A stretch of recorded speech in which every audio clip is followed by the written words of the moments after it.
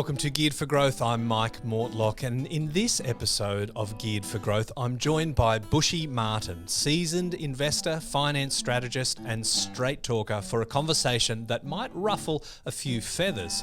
We're diving into the increasingly hyped world of special purpose vehicle trusts, or SPV trusts, the structures some investors are turning to in the pursuit of unlimited borrowing capacity, or at least that's what they promised, and turbocharged portfolio growth. You've probably heard the claims: more properties, more leverage, less risk. But Bushy and I ask the tougher question: at what cost? We unpack the risks and realities behind SPV trust strategies, including personal guarantees, lender covenants, valuation risks, tax implications, and why it's often not a shortcut but a slippery slope.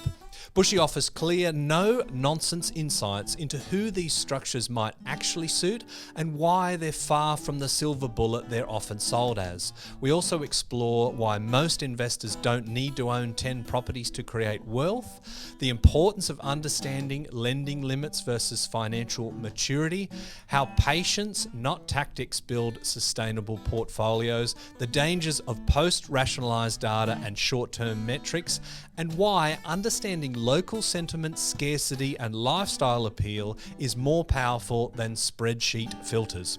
We finish by tackling the impact of property hype and the rise of the property pied pipers, as Bushy calls them, the podcasts and personalities that can shift markets almost overnight. If you're in growth mode, tempted by complex structures, or simply feeling the pressure to do more and buy faster, this episode is your permission to pause and reflect on what you're really building and why. Let's get into it. Bushy Martin, thanks for joining me back on Geared for Growth.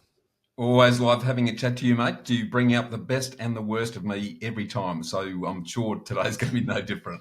I'm actually, this might not surprise you, but I'm actually most proud of the worst that I bring out. I think anytime someone as polished as yourself goes on a tangent and gets themselves into a trouble thinking, should I have said that on air, then I'm winning. Well, look out. I think what we're going to talk about today, mate, is going to put me in the proverbial poop in spades. So let's see how we go. Well, let's fire up your wet blanket setting, because this is actually a very exciting thing that I thought, gee, Bushy will love this, because it's sort of like printing money. But you've actually got some sensible things to say that maybe is going to upset a few people. The topic for today, we're really talking about this kind of new idea that we've seen in the last couple of years, and there are some proponents, there are some YouTube channels where people are talking about it, and that is the magic of essentially and ostensibly unlimited borrowing capacity through the use of these trusts. So, for example, you buy a couple of properties in your personal name, you fire up a trust, you max that one out. Instead of going, oh, I guess maybe the world's telling me that I've probably gone as fast and as hard as I can. No, we'll just fire up another one and we'll go forever. If it sounds too good to be true, often it is. Is that a good way to sum up these special trust vehicles? 100%, mate. It's like a brochure wrapped in a boomerang. It's going to come back and smack you on the back of the head before you even realise it. And I think these sort of schemes have been around for a long time. Everyone thinks they're new, but they've actually been lurking in the background for quite some time, as you would know better than I. And for me, it's a bit like spraying yourself with steak sauce before you walk into the lion's den. Mike, it sounds adventurous, but you'd better be quick on your feet if you're really going to survive the inevitable issues that are going to come out of this once we get down the track. I suppose it's a bit like, the journalists like to talk about the negative gearing loophole. I'm like, well, it's been written into tax legislation since about 1936. At what point is it not a loophole and just part of the kind of indentured situation that we have with tax in Australia? But let's talk about the philosophy of it, and ignoring some of the things like the tax position of a trust, the cost of setting up and administering the trust. What are people saying is actually possible with trusts? Yeah, well, I guess the stating the bleeding obvious before we get into that, Mike, the old bum covering disclaimer. Before we get into it, everything that you and I are going to talk about today is really just general info. It's not financial advice in any way, shape or form. Yes, I can talk about residential lending and property, but I'm definitely not an accountant, a lawyer or a financial advisor. So anything that's legal, accounting, tax or financial planning, really need to go off and talk to those specialists and make sure that they're part of your elite team and that they are doing things that are specific to your needs and situation, mate. So I always got to mention that, as we both know. But when it comes to the exercise of, I'm sick of hearing it on podcasts, to be honest, this infinite borrowing power through special purpose vehicle. Even it sounds really sexy and exciting when you say it, which is really just a trust with the corporate trustee latched onto it, but it really is the way it's being presented. It's like strapping a turbocharger onto your credit card and calling it financial aerodynamics, which is scary for me. So if we talk about and let's call them SPV trusts, special purpose vehicle trusts, for the sake of the argument, it's really the way it's being promoted is it's sort of supposed to park your debt in a separate garage so the bank forgets the rest of your portfolio.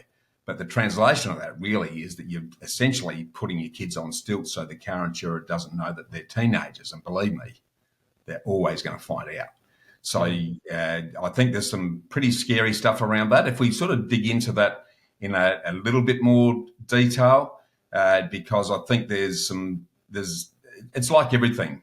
If it sounds sexy, it's the unforeseen consequences that flow out of it that are going to bite you in the backside. And you probably heard me say this before, Mike. It's not about if, but about when.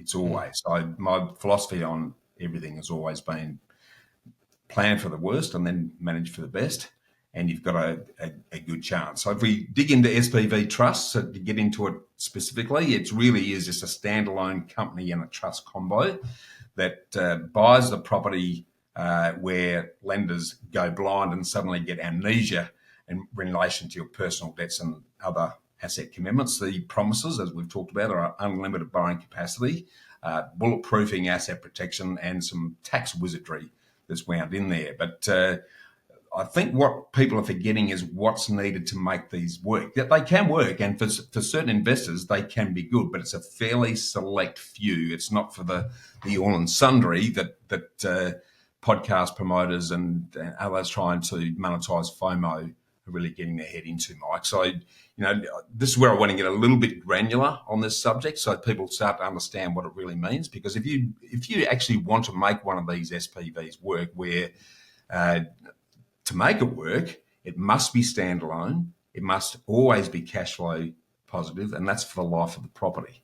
Now, if we look at it in the context of current costs, then that generally means you're going to have to kick in a cash deposit of between 40 to 50% of a property, and then add another 6 to 10% for your stamps and legals and any other bits and pieces. So already you only got to have a rate rise or an issue on the property, and the lights are going to turn red on that. The interest rate buffer to model repayments, it's really got to be done at least 2% above the offered rate to make sure the property is going to continue to wash its face if something changes. And you've really got to very carefully monitor those standalone costs. You've virtually got to build a spreadsheet that you're looking at pretty regularly to look at all of the costs and income within that exercise moving forward. And let's face it, when you're doing a rental reality check, I'd always be using the lower of the current lease or an independent appraisal minus at least 2 to 4 weeks vacancy allowance to make sure you're not in strife. And you need to park 5 to 8% of gross rent in a trust buffer account to cover maintenance issues that are inevitably going to occur. So you add in the fact that, if you're borrowing in this exercise, which comes under commercial lending, commercial lenders are going to demand quarterly P&L reviews and formal account reviews every 12 months. And if anything changes when they do those reviews, that's when the house of cards can come down crashing pretty damn quickly. So some of the things that I think are probably worth expanding on, Mike, and I see this not just with these types of property transactions, but general property transactions. People go in, and a lot of investors go in with a all good assumptions basis when the reality is very different. So some of those include the assumption that interest stays flat. Well, the reality is that commercial SPV loans are often variable and they are reviewed regularly. And they often reprice them based on how they see them. So they can wipe out the thin rental margins and put you in the red pretty quickly. The other assumption is that rents never fall and vacancies are nil. I see that all the time. So just a single 3-week vacancy or a 5% rate drop can break the lender's 1.25 times interest cover rule, which is part of the lending agreement. In terms of maintenance, the often assumption is, well, we'll just allocate 5% of rent to maintenance. Well, one roof replacement worth 20 grand is going to eat 2 years of your cash flow. And the other assumption is that there's no new taxes. Now, we're already seeing that state land tax thresholds are really tightening and multiple trusts thresholds are jumping. So there's multiple fixed minimums that just keep rising. And then, of course, the assumption is that the banks leave the LVR and the covenants associated with these loans alone. Well, the reality is very different. Those reviews I talked about often result in forced principal and interest amortisation or a request for partial pay downs if the valuations soften, because they're revaluing these properties when they do this. So now the issue there is that once any of the loan covenants is breached, the loan is then technically in default. And even if you've made every payment on time without an issue, it gives the lender the ability to lift the margin, to require a cash top-up, so you've got to kick cash in, or they can actually call the debt in full. So there's quite a few potential issues on that front. And then if we look beyond that, one of the issues that I think people aren't thinking enough about is that, when lenders, the ATO or a court are able to look past the standalone SPV exercise, because it's pretty easy to pierce the veil. The look-through provisions that go beyond that are pretty strong. And what a lot of people don't realise is that virtually all the lenders still require personal guarantees when it comes to lending for these sorts of facilities, which automatically brings the director beneficiaries' assets and debts into play. So don't think that you've put a firewall there. Also, where there's multiple SPV trust arrangements that have the same guarantors, that lets the bank aggregate your serviceability. So that unlimited borrowing and unlimited purchasing power gets ruined pretty quickly. The ATO, they are able to actually look at related party loans or cash injections, and there's very strict rules and regulations around that. So, when if money's put in to top it up, if it's a below market interest loan from a shareholder or there's no formal terms, then you can be getting in the way of the Division 7A requirements, which have some pretty significant penalties. And there's a Part 4A anti-avoidance exercise. So if the commissioner feels that the sole purpose of the structure is to be shifting tax or hiding debt, then the commissioner can actually reconstruct the whole transaction. You can really be in the doodah. Then if we add in the fact that state revenue officers looking at land tax grouping rules allow the commission to aggregate the trusts that have the same controlling minds and then treat them as one taxpayer, then the whole stack of cards starts to fall out. And the other big risk here is that if you end up in a legal situation or your financial position doesn't end up going well, then if a director trades while insolvent or commingles funds, so they start topping up from sources not in the right way, then your asset protection is set aside under the Corporations Act, which really puts you in the breach as far as bankruptcy provisions are concerned. So there's a whole host of potential snakes and ladders in that exercise, Mike. Well, I would consider the blanket suitably sodden, Bushy, with that whirlwind tour of special purpose vehicles. trusts do have a place. Do you put sort of SPV trusts and family trusts in different categories? Are these special purpose vehicles a different thing fundamentally from, say, a family trust that you might set up if, let's say, you're a surgeon and you want to be able to protect your assets from being sued if that happens, or let's say you own a business and you want that in the family trust so that you can allocate dividends. Is that sort of different to these special purpose vehicles? Yeah, I think in a nutshell, no. And again, I'm not an accountant, so I need to spell that out. But the only issue here is if an investor is intending to try and use the trust to give themselves unlimited borrowing capacity and unlimited purchasing power, that's where they run the risk. If you're not, and you're using a family trust, and I've done that myself, use a family trust, but you're not trying to get the lender to go blind. That's the difference here. They're being put up as, okay, just look at this, ignore it, put your blinkers on, ignore everything else that I might be doing. I've got my hands, fingers in. Just look at this on its merits to decide whether you're going to lend money to. That's where the risks start to creep in. So, good point, Mike. I'm not kiboshing trusts, because they can be very useful, particularly for asset protection and other things down the track. And as I say, I've used them myself.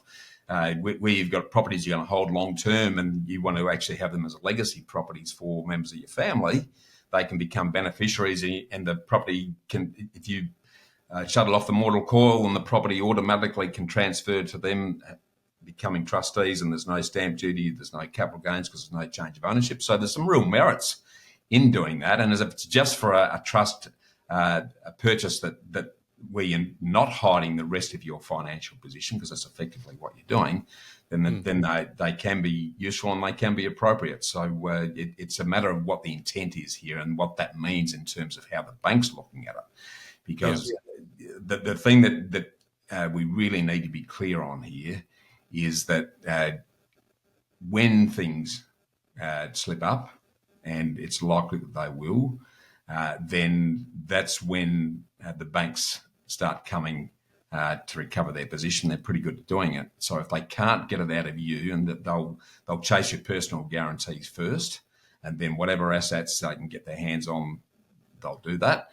But I think the bigger risk are residential brokers who mistakenly think that they can put people into this, because under the current best interest duty and other financial obligations under the financial services regulations, if we know what a borrower's full position is, and yet we are putting them into a bank where they do a commercial loan on a standalone, positively geared trust arrangement, and the wheels fall off and the bank can't recover it from the borrowers, they'll come after the broker. So yeah, right. And again, it's like any industry. Brokers are chasing the deal because they only get paid if they write a loan. Well, there'll be a lot of the piling into that, and you and I have seen a lot of them in podcasts talking about it. And the big winners on all of this, of course, are accountants, because they're writing their ticket. The significant costs in setting it up, more significant costs in administering the whole exercise on a regular basis. So a great meal ticket for the accountants, but just be aware of the risks, and that's. We all chase rewards, but if we don't know what the risks are and we haven't accommodated them, then we are walking a tightrope. When we talk about lending in Australia, as you've elucidated to some degree, we have APRA, the Australian Prudential Regulation Authority.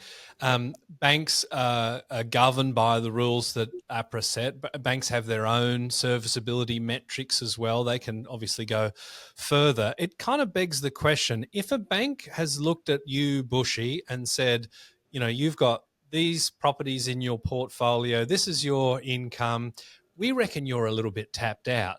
Now, is that an opportunity to go, a lot of machinations have happened to come into this position where a bank has said, I think the risk-reward ratio of you going further isn't there? Or is it just what people might say, a limited mindset? It's like, no, look, don't let them hold you back. Let's let's have a look at the next opportunity to push through this barrier, because that's the only way that you get anywhere?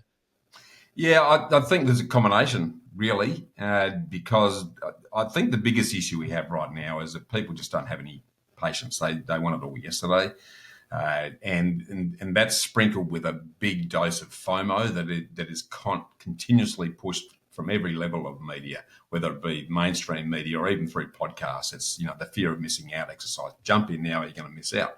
So, given that the rates have been up and borrowing capacity has been down, there's a lot of people, particularly those that have come into property since COVID, Mike. I mean, there's almost a new generation of property investors that have only seen great times with property prices rising. That's pretty much been their entire property experience. So it's very easy for them to get caught up in, I've got to do it now. I've got to get 10 properties in 10 minutes. Otherwise, I'm going to miss out. And therefore, because they're capped out with the regular borrowing capacity, which affects their purchasing power, then they are forced to start looking, well, how else can I make this happen? And then in come the property Pied Pipers, which a smattering of accountants, buyers agents and others who are pushing these sort of schemes, but they don't talk a lot about the inherent risks that sit underneath that. So it's the old story, what's that famous Warren Buffett quote? Wealth is a transfer of money from the impatient to the patient. Never been truer, I don't think. And if you talk about patience, I mean, what a guy to sort of study. There's graphs you can look at online that chart his net worth over time. And really, until he gets into his late 70s, there's not much to report. Of course, he's a very wealthy person, but when you sort of see that uptick in the back end, like that just goes to show the power of compound returns. And obviously he's a very, very patient man and a very diligent investor that I think has always spent far less than he's ever made, to a point where now he probably spends less on a ratio basis to income than anyone else on the planet. So let's take a situation that I sort of was riffing on a little bit with you. So let's say you have a household income. Let's say it's $200,000 to $400,000 thereabouts. Somewhere in and around the average, or a little bit better for a property investor. You've got 5 or 6 investment properties. The bank has said, look, unless you triple your income or you get some sort of lotto winnings, you're pretty much tapped out for the next little while, unless we can see big valuations in the future on that portfolio. But you're kind of thinking, no, like I'm not going to let that hold me back. I'm going to start a trust, a special purpose trust. What I suppose we've got to look at is the difference between the cost of you setting that up compared to, say, waiting to be able to revalue and go again. A couple of things that you shared. One is that the interest rate is likely to be different. The other one is that it has to be positively geared. And you were talking about defaulting on a loan can include you've paid every repayment. You've just defaulted on the terms rather than the payment, which is a different way to look at default. The cost of setting it up as well. How does somebody kind of model what the advantage is of being able to go, say, 2 years earlier than having the patience to wait for the next cycle to be able to revalue? The Geared for Growth Property Investing podcast is presented by our business, MCG Quantity Surveyors. If you're an investor or a property professional looking to get the best tax depreciation deductions for yourself or your clients, please get in touch with us at mcgqs.com.au.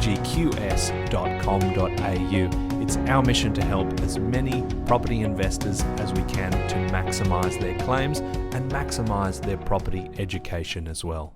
Yeah, well, not easily is the easy answer, because you need to factor all of those additional cost imposts into the equation, and there's pretty good software out there that will enable you to have a look at that, but most people don't. And the question, I think, circling back on that, Mike, is why do you need to? How much is enough? So if someone's already got 4 or 5 properties and then they're tapped out, what that's telling me is they're trying to make it happen in 5 minutes, not what you and I know is that, to go through a full growth cycle, the average is 15 years. Now, if you go the 15 years, then you're going to replace your income over that period, and there's actually no need to be accumulating these. I get sick and tired of the biggest dickus exercise that I keep hearing on a number of podcasts, and it's all the bragging rights about how many properties you own. Well, I couldn't give a monkey's, to be honest. It's not the number of properties you own. In fact, the bigger the number, the bigger the headaches for most people, because you then got a full-time job managing the damn things. It's more about the quality of the asset. It's the value of the asset. It's the affordability of the asset in terms of, structuring in such a way that it's not burning a massive hole in your pocket while you hold on to it. And then bracing time as your friend, not as your foe. I think this is the big issue for me, is that there is so much pressure on making it happen quickly and making it happen now that people are losing sight of the benefit of what we've just touched on, which is the Buffett style, eighth wonder of the world through compounding, and just getting the hell out of the way and moving from, let's face it, if you buy a number of properties, and for most, I do this all the time now, Mike, 3 or 4 properties over 15 to 20 years is enough to generally create a nest egg that will fund a very comfortable lifestyle ongoing. So that's a gentle stroll in the park at conversation pace, mate. If we're starting to do that in under 10 years or between 5 and 10, suddenly we're climbing a cliff without a safety rope. And we're putting all sorts of pressure for what I don't know. And the stress and the headache that they're putting on themselves, and the sleep at night exercise that goes with it because of the risk that they're inheriting. Maybe I'm getting old and crusty, but it just doesn't make sense. I mean, that's probably just a tangential coincidence, your old and crustiness.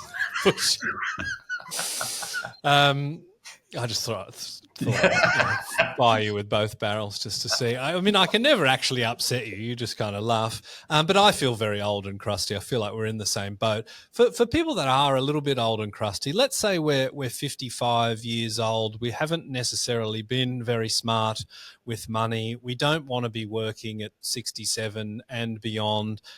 We've just got a couple of properties and we're having to wait, and we are jazzed up about going hard and fast now.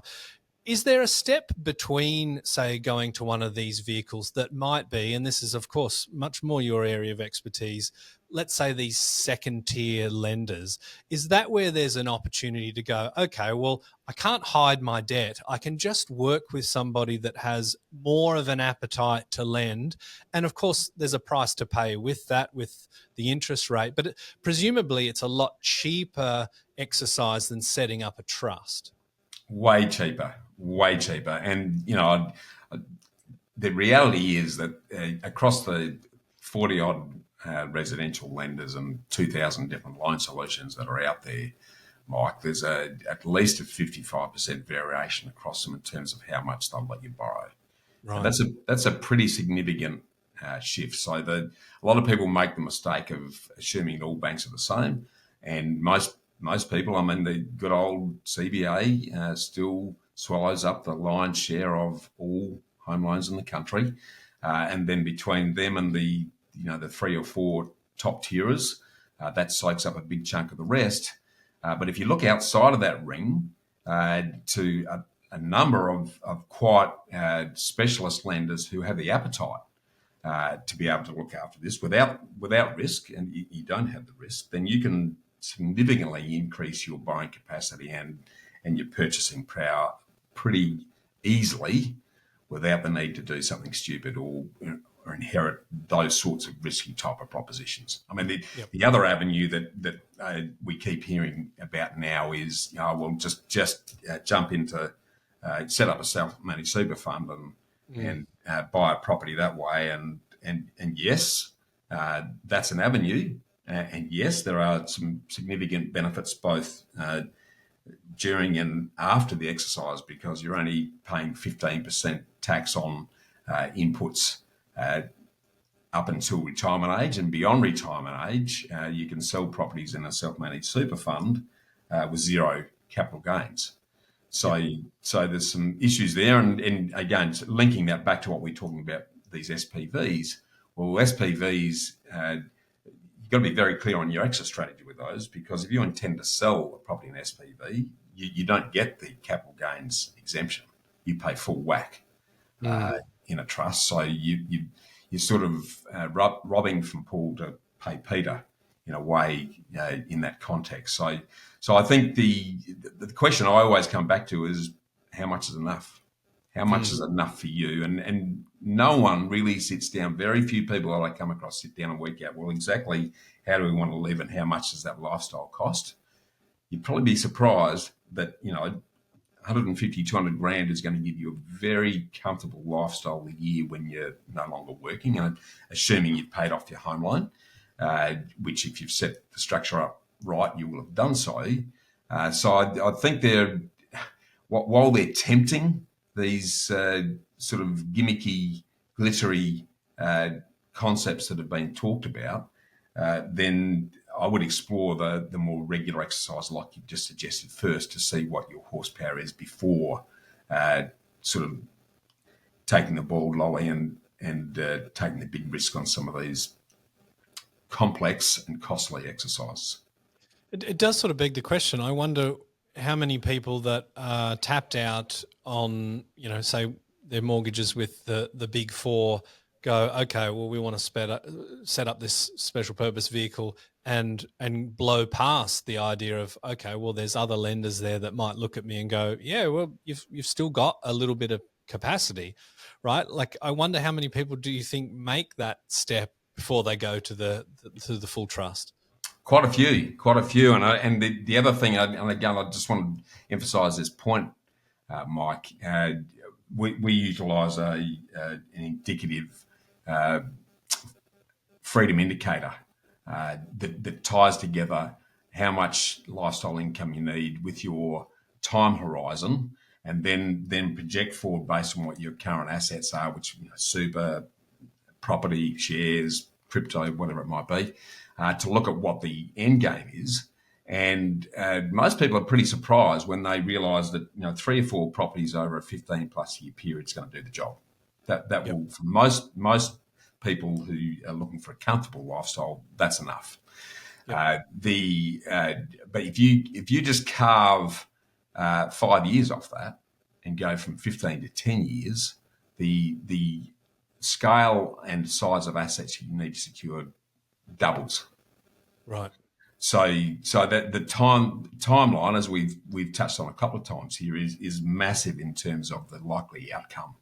So this is where I think the patience, persistence, and consistency muscles are the things that separate those who actually do achieve sustainable success in property, and that's about 5% of the investors out there.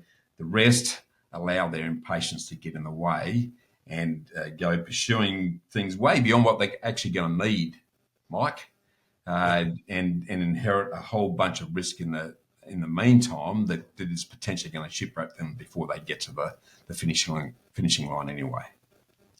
One of the things that I like about marketing is you can have an idea, but the market will tell you whether it works or not, right? And I feel like, in a sense, people have to take responsibility for the stuff that's out there, because if it wasn't interesting to people, if it wasn't something that makes them feel like it's the shortcut, then no one would be talking about it, because nobody's making money about it, making money through it. But of course, as you mentioned before, with setting up these special purpose vehicles, accountants are making money, advisors are making money, brokers are making money, valuers are making money. There's a lot that kind of spins off of this. How much of this do you think is actually consumer driven, where the problem is that lack of patience, or perhaps this expectation that we have to be like this podcaster who says they've got 20 properties or 50 properties or hundreds of millions of dollars of net worth? I think it's both.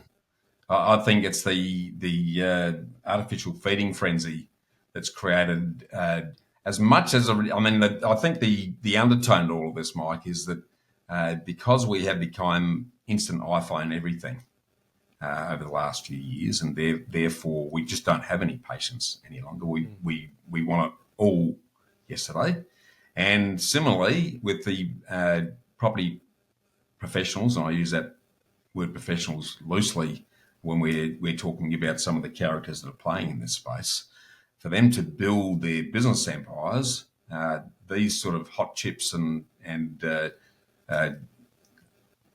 lollies that are being offered become pretty attractive. So I think it becomes a bit of a self-fulfilling exercise, because it's the Pied Pipers attract those that are in a hurry, and then if that gets enough airplay, that becomes the expectation of what others think they need to do. Mm. For people that are playing at home, we've talked about the trusts, we've talked about self-managed super funds to some degree, and I've got some other episodes that people can dive in on that. But one thing that I wanted to unpack with you was some of the ways that data can be used, and you actually gave. It might have been, it was either yourself or Terry Ryder. Somebody gave me a quote that said, like, data will tell you whatever you want to know if you torture it long enough. Is that one of yours? No, but I know the one, and it is a good one. The one I like to use is that data. Well, there's a couple actually that I think are relevant to what we're talking about here, and that is that in simple terms, that that old quote that there are three kinds of lies, damn lies, and data is one of them. The other one that I like is that a lot of people use data like a lamppost. A drunk using a lamppost, more for support than illumination. And I think there's another good one that's just as applicable, and probably more so these days, and that is data's like a bikini. What they reveal is suggestive, but what they actually conceal is vital. So I guess my concern there, Mike, is that post-justifying data, which there is a lot of that around now. You can get data to tell any story if you get creative enough about it. People are burying people in deluges of data, which, because we're in a world where we don't trust anyone, then if it's in numbers, it must be right. So it has an inbuilt bias to data being giving you that sense of comfort that, okay, well, the data says so, it must be right. But property data in itself really, at least misleading, at worst, well, it's almost criminal what some of the data does, because people are using the wrong data to draw the inappropriate conclusions, and often that it's measuring stuff that doesn't matter. And the stuff that does matter doesn't get measured at all. So I think we are definitely in a world where I think I've always said that property is an art and a science. There's way too much weight put on the science, which is, if you can't measure it, then it can't be true. I don't think that's right at all. I think the art, intuitive side of property, which are because let's face it, property in Australia is an emotionally driven asset. 70% of property buyers are buying with their heart, not their head. So if we're not getting our head around the emotional aspects and then weaving that into the decisions that we make, then we're missing out on a big chunk of the opportunity. Conversely, if we're buying a property because of the days on market, then I think we're missing the point. I really think we're on the wrong track when we're burying ourselves when deluges of this stuff. I was going to ask you about a couple of metrics, and days on market was one of them. There's a lot I hear about metrics and data points like days on market or vendor discounting, those sorts of things that seem to be really flash in the pan stuff. I think from a data perspective, data is very good at predicting the next 3 to 6 months, but if we're talking about, a patient investor, a get rich slow philosophy, the days on market and the vendor discounting, it kind of doesn't matter anywhere near as much as a number of other different data points. And if we think about things that are hard to get data on, that might be the health of the local economy, whether job ads are increasing or decreasing in a local area, what is the pipeline for infrastructure development for that LGA? What are some of the major development control plans that might be under review that speak to density or potentially new housing developments?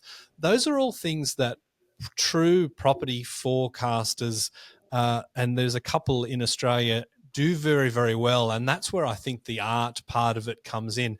Anyone can go on a platform and go, I want to find a property under 600 grand with days on market under 45 days and vendor discounting less than 3%. But there's actually a lot of danger in those filters, right? And the filters are focused on that short-term horizon. I'm keen to hear your thoughts on that, and anything else that you kind of think can be very bewitching for the people that are new to property investing and do have that bias that if it's in numbers, well, it's got to be there for a reason. Yeah, absolutely. I think the couple of things there. Firstly, I think investors who sustainably do well look through the front windscreen, not through the rear view mirror. So they are looking at an area and an opportunity based on what it's actually going to be like in 10 to 15 years or more. And they're not as measurable or finite metrics that like the ones we've just spoken about, but council and state planning records on zoning and rezoning, where the infrastructure is going to go, looking at the future lifestyles that people enjoy. I think, one thing that isn't measured much, which does have a major impact, is the fact that all of us we're about lifestyle these days. And with AI and everything else starting to impact on what we can do and where we can do it and how quickly we can do it, while we saw a taste of it during COVID, where there was this decentralisation to the regions, I think underpinning all of that, and again, I'm a classic example of that, mate. I'm talking to you today from East Gippsland in a beautiful spot called Lakes Entrance, which is just a hidden secret. I think, I travel a lot and move around the country taste testing different destinations. The lifestyle components of this location here and the ability to do anything, anywhere, anytime, because technology is enabling me to do that. Well, there's a growing horde of people who are choosing lifestyle over CBDs because they can still interact and do what they need to do. Yes, there's been a lot of poo-poo of that exercise in recent times and the old return to the office and that whole routine. But again, just be wary of who is sending that signal, because I always have a look at what's the interest of the person sharing the information to decide whether it's truly objective or transparent, and quite often not. But it really is a matter of focusing on what I call the three I's. Mike, I've probably spoken to you about this before, and that is new committed infrastructure, roads, rail, technology. It's new and growing industry diversity, because the industries bring the jobs, and then the strong and growing income demographics associated with that, overlaid with an area that has really good lifestyle amenity.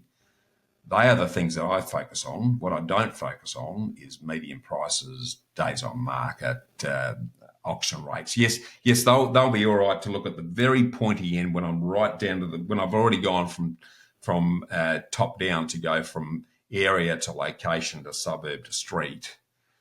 Then I'll have a look at that.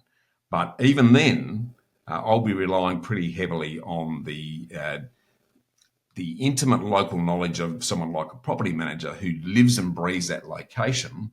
And what never gets measured is local perception of a particular area. And that's generational. So, I've been laughing on the inside recently. I know Adelaide particularly well. I've spent a lot of time there. A lot of buyers agents pushing areas out north of the city in what there's still war zones in some locations, but the numbers look great. The yields are good, the price points are good, the days on market are fantastic. All of the normal numbers that people are using to make these decisions are ticking the boxes, but no one wants to live there. The only people that live in those locations are ones who can't live anywhere else. And locals, there's generational embedded sentiment about that area that would never touch those locations. Now, it's the quality stuff rather than the quantitative stuff that ultimately moves the needle in relation to future opportunity. I think a lot of people have been sold the dummy on some of that stuff because they have been looked at the affordability piece of those, and then they've been buried with these very short-term data metrics that again can be shaped to tell any story, and that they can look compelling. But if those forward projecting three eyes aren't in play, the rest is going to be meaningless down the track. That's a good point, isn't it? Because I think we're getting to the point, or we're past the point, where buyers agents, some of them have gotten to a size, and if you add a few of the followers and the clingers on, we now have enough firepower to manipulate markets just by the sheer volume coming in. But it's investor influence, but long-term growth requires owner-occupier investment as well, because that's the majority of the transactions in Australia. And with it being just investment, we get markets, I think, like Perth to some degree, Darwin to perhaps a bigger degree. It begs the question, okay, well, there's no disputing that Darwin is kicking goals, and in CoreLogic's next few months, I expect it to print some staggering numbers, but it's like, well, what is actually behind it? And without the sort of the local lifestyle draws, without it being an aspirational upgrader location for people that have their first home, that it's really just kind of a breeze that puffs through and doesn't last, right? Totally. And this works beautifully for those property pipe pipers that I keep talking about, because they can get their own followers to compete with themselves using the post-justification data that the buyer's agent's using to build up prices very quickly and shortly in a identified location. And that makes the buyer's agent look good, because they can say, well, look, see. But I'm not sure whether we've spoken about this before, but I was talking to a property manager in far north Queensland, and I won't say which location, because I get a lot more truth from property managers than other players in the space.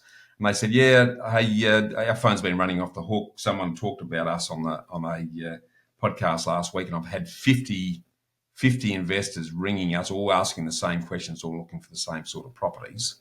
Wow. Competing with each other to push the prices up. So we have moved to, we're very much like the equities market. What I've always loved about property is it's an imperfect market. Every property in every street and every suburb is different to every other one. But because of the influx of information and the ability to share that information en masse, we've now got to a stage where players with big audiences are moving markets. They are becoming market movers, and the danger there is that they'll put the crosshairs on a location, and then there'll be the feeding frenzy of piranhas will dive in to push the prices up. Then when that gets a little bit sticky, then they'll just shift the crosshairs to another location. So we're going to see this sort of like Darwin. The fundamentals of Darwin just, I used to live in the Territory for many years, so I know Darwin and Alice Springs extremely well. The fundamentals for long-term growth just aren't there. They're just not there.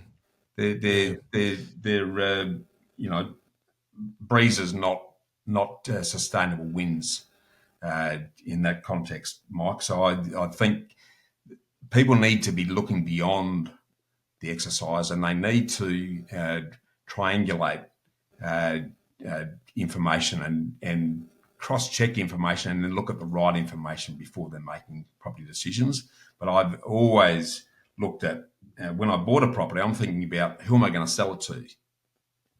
Because if you're thinking you're going to sell that property in 15 years' time and you want to be selling it to an owner-occupier, then what do people think of the area? What do people think of the street? Does it have the street appeal for an owner-occupier? Does it have the owner-occupier appeal, or can I do some simple things to it that are going to create that owner-occupier appeal without spending a fortune making that happen? If I'm not answering those questions, but I'm just focusing on the current metrics, that really don't give me any of that qualitative exercise, then I'm really painting myself into a corner. And someone just agreed. There you go. Well, we were talking off air that there was a risk that this podcast was just going to come across as two grumpy old buggers who want to say, well, everything that's fun and exciting, is going to kill you. But look, I really feel like we have reached a position where there's so much noise and there's so many people promising certain things, but not necessarily giving the full picture. I think we've done that to a degree in the back end of this show, and the focus for the show was looking at these, special purpose vehicles. We're not sort of saying, we're certainly not giving any financial advice to say whether you should or you shouldn't.